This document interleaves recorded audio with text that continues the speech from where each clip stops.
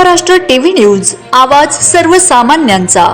Breaking news. धांद्री येथे विविध कार्यकारी संस्थेचा शेतकरी विकास पॅनलच्या प्रचाराचा शुभारंभ।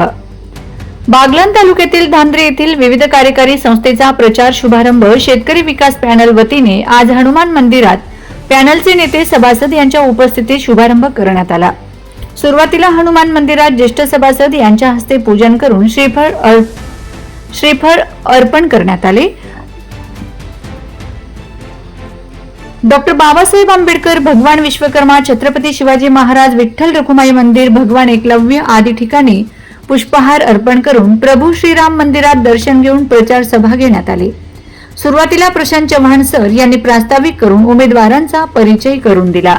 निवडणूक बिनविरोध का झाली नाही याबाबत माननीय सभापती बाळासाहेब भामरे यांनी पॅनल निर्मिती आयत्या वेळी का करावी लागली याबाबतची सविस्तर माहिती दिली। तसेच विश्वास जगन्नाथ चव्हाण, आबाजी त्र्यंबक चव्हाण यांनी संस्थेच्या मागील पंचवार्षिक बाबत थोडक्यात आढावा घेतला व शेवटी शिवसेना नेते व पॅनलचे नेते गजेंद्र बापू चव्हाण यांनी पॅनल निर्मिती करताना काही जागा कमी जरी लढत असलो तरी निवडणूक प्रक्रिया शांततेत पार पाडून सर्व उमेदवारांना विजयी करण्याचं आवाहन केलंय।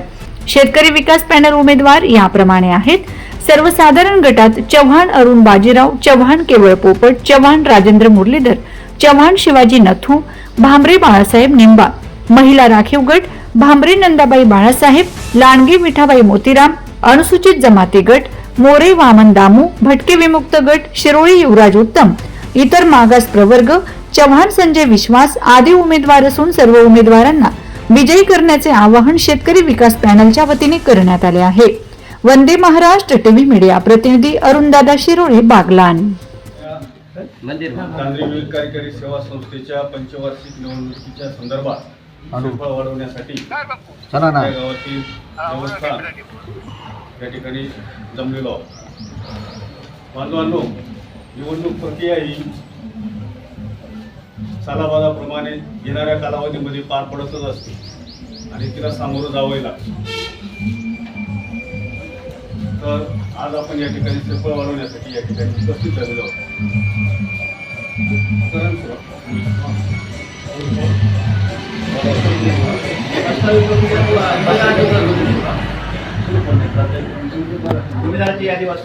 तर या पंचवार्षिक निवडणुकीसाठी आपल्या पॅनलचं म्हणजे शेतकरी विकास पॅनल या पॅनलकडून आपण सर्वसाधारण गटामध्ये 5 उमेदवार दिलेले आहेत। गेल्या 25 वर्षापासून या ग्रुपमध्ये मी सक्रिय आहे। सक्रिय आहे। तर या वेळेस माझी इच्छा नसताना मला नाईलाजाने दोघांना उमेदवारी करावी लागली। माझी पत्नी 15 दिवसापासून नाशिकला ॲडमिट आहे, परंतु माघारी येऊ शकली नाही आणि समोरच्यांनी आपल्या पॅनलचा विश्वासघात केला। आम्ही त्यांच्याकडे जेव्हा बिनविरोधचा प्रस्ताव घेऊन गेलो तर त्यावेळेस आमची त्यांनी थट्टा केली। याला साक्षीदार बाळू मामा म्हणजे बाळू पोपट आहे, मोठा कारभारी आहे, ते आम्हाला 3 सीट देत होते ती आणि त्यांची फारशी मागणी नव्हती। समसमान जागा करा आणि एससी जी जागा आहे ती त्यांच्यावर सोडून द्या। तर त्यांनी त्यावेळेस आम्हाला 3 जागा देत असल्याने हे आपलं पॅनल उभं केलं। थट्टा होत असल्यामुळे तर गाव एकोप्यासाठी सर्वांनी मोठं मन करून थांबून जाऊ आणि बिनविरोध इलेक्शन करू अशी आमची सर्वांची इच्छा होती, परंतु त्यांनी नकार दिल्यामुळे हे पॅनल आपल्याला त्यांच्या समोर उभं करावं लागलं आणि म्हणून आपले 3 सीट घाई गर्दीमध्ये 3 लोकांनी 3 उमेदवारांनी थोडंसं न सांगता विश्वासात न घेता त्यांनी माघार घेऊन घेतल्या आणि म्हणून आपल्याला हे 3 सीट मिळाले नाही।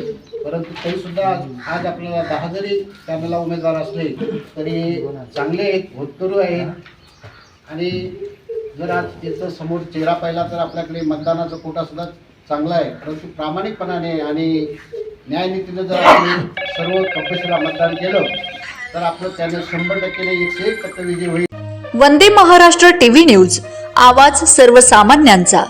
अशाच नवनवीन बातम्या पाहण्यासाठी आमच्या चॅनलला सबस्क्राइब करा, बेल आयकॉनला क्लिक करा।